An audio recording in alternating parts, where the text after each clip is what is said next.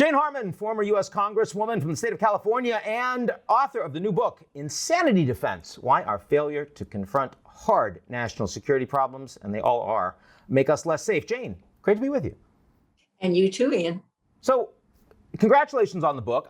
Start with something simple, which is, the old saying goes, the definition of insanity is doing the same thing over and over again and expecting different results. And your book argues that that has been the state of American national defense strategy for decades. So how so?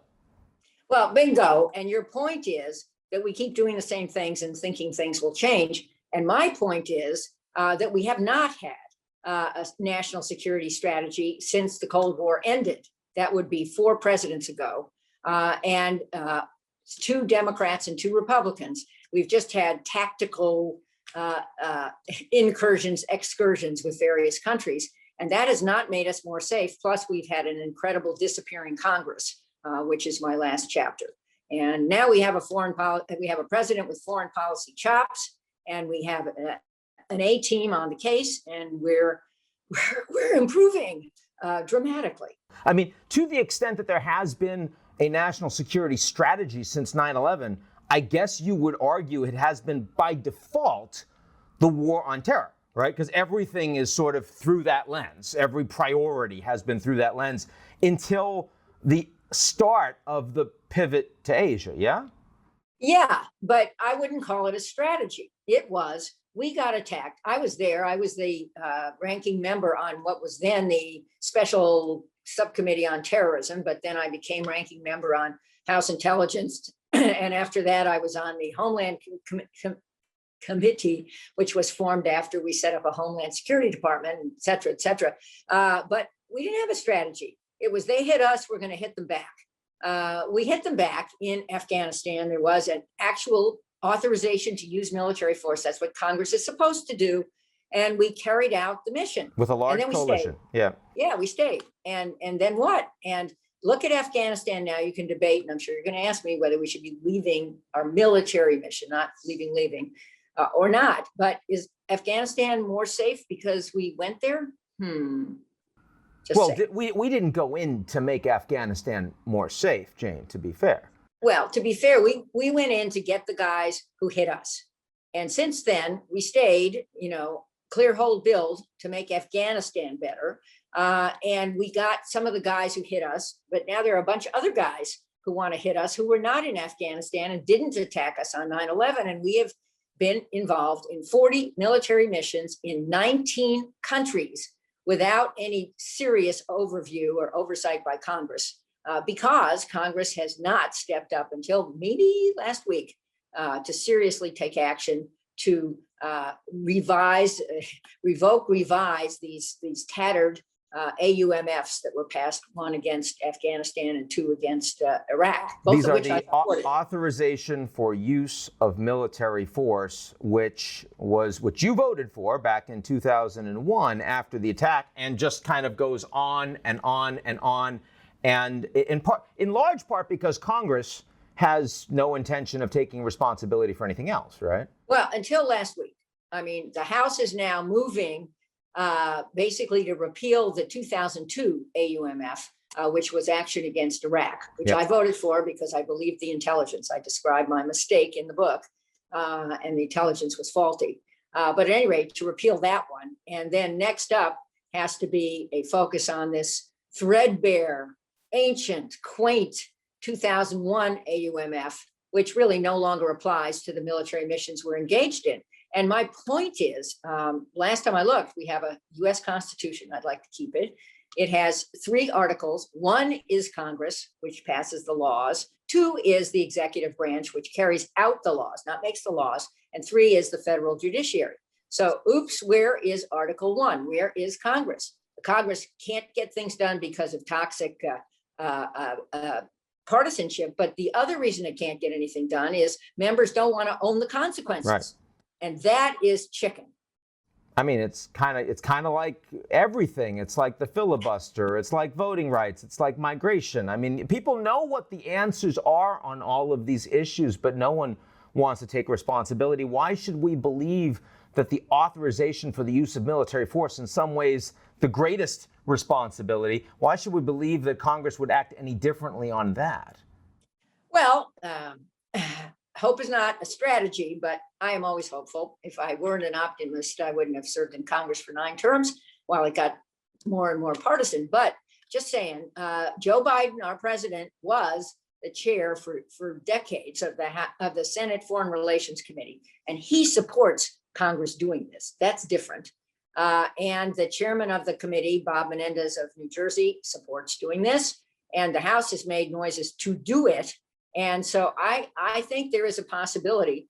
I also think with this push, which may never get anywhere toward bipartisanship, that some Republicans are stepping up, and they are, to support some Democrats. Problem, Ian, is that the business model of Congress is basically broken. It's blame the other side for not solving the problem, because if you work with the other side, you are bipartisan, and that makes you dog meat in your primary.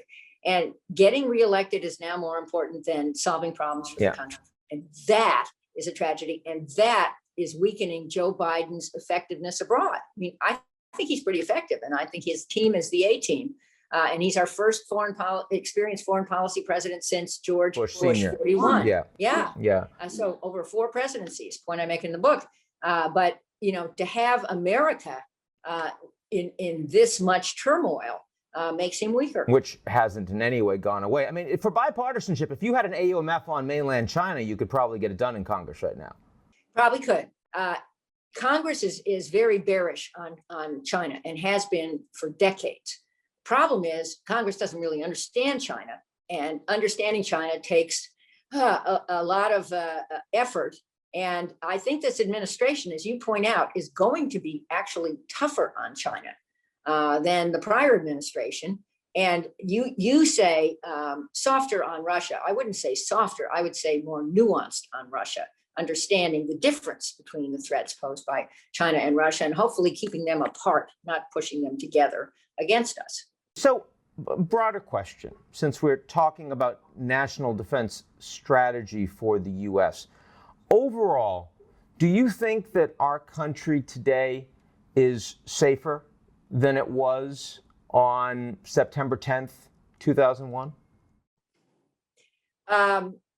Yes and no.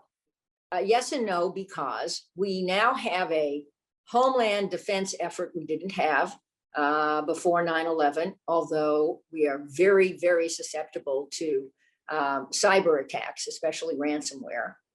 We have some defenses against that finally, but I'm just saying we are safer against physical attack, airlines blowing up. That we're safer against that. We're not safer against domestic terrorism. And a very thoughtful strategy was just released by the Biden administration on that. And it is quite separate from our connection to foreign terrorism. A lot of these domestic attacks are not connected to cells operating in Afghanistan or pick a place. So there's that. But so mixed on that record. In terms of internationally, again, I think that the dangers of nuclear war are present, but subsiding. We can talk about that. Again, I think our big threat at the moment, the perfect weapon, according to David Sanger of the New York Times, is cyber. So we have that, which wasn't there. So, and we have a broken Congress, and we have a lot to repair in the world, but we have a president who's set to do that. And I think he does have a foreign and national security strategy. First guy in 5 presidents. Talk about what you think this Biden strategy is, so that we can assess, number one, to what extent it's doable, and number 2, to what extent it's the right strategy. So the Biden approach is to, my shorthand, and Jake Sullivan, whom I talked to once about this, agrees, is to take the foreign out of foreign policy and to try to make what we do abroad relevant to what we do at home. And the articulation a few months ago by Secretary of State Tony Blinken and National Security Advisor Jake Sullivan is that the foreign policy of Biden is restore alliances, repair alliances, promote democracy, make the world safer, and do three other things, which are important, and they're related. They also have to do with the world. One is solve the pandemic for the world, not just for the US. And we made some strides at the G7 last week, maybe not enough, but strides. And another one is climate, which is a huge part of our security at home and security in the world. Think about it. Half the refugees in the world are climate refugees. They're not terrorism refugees. And the third part is terrorism. It's still a problem abroad, but it's also a problem domestically. And none of these things was articulated before as a strategy. And average folks who come to, talk to their members of Congress around the card table can get that. And I think that that's exactly what Biden is doing and working on. And his trip last week, I thought, was quite successful and focused on all this. So, I certainly agree that an effort to tie foreign policy in a way that is seen as relevant by the average American, a foreign policy for the middle class, as I hear the Biden administration frequently talk about it, is one that is likely to be more durable over time.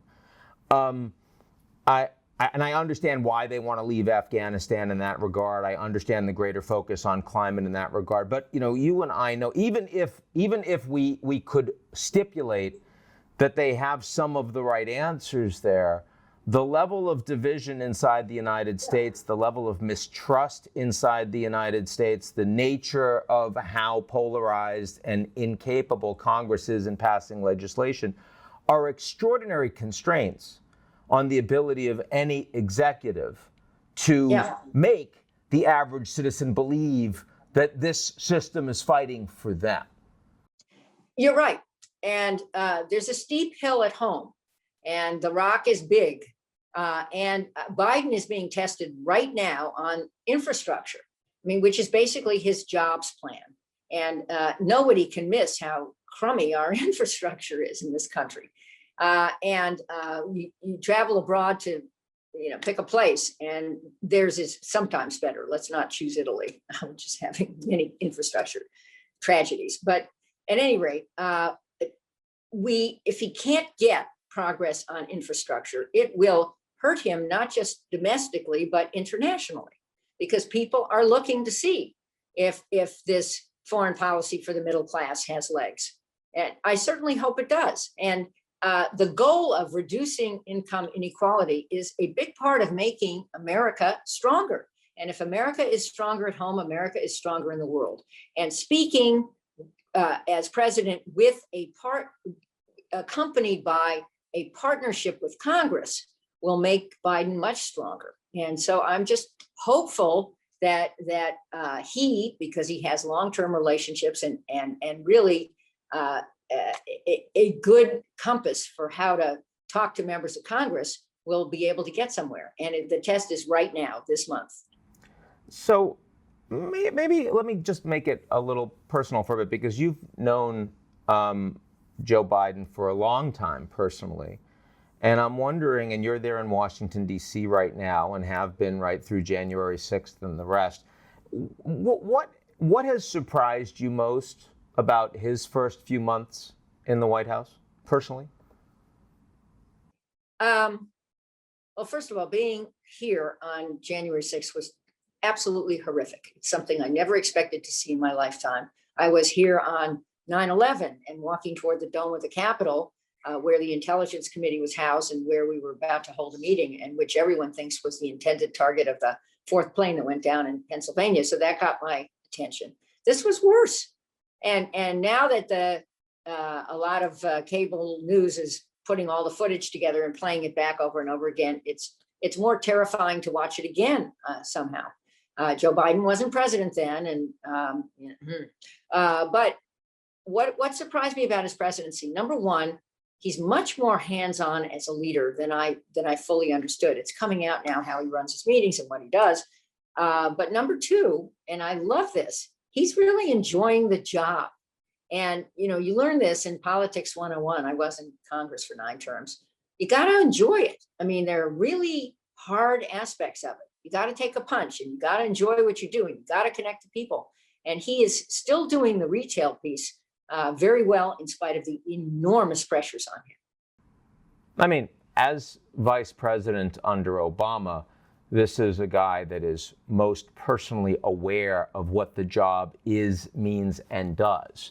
So from that perspective, no surprises for him. Yeah and no. I don't think vice president is president. I think sitting behind that desk and having the buck stop with him is very different. And I think he fills out the job very well, better than I expected. Not to say I wasn't excited about his election. I was excited about his election.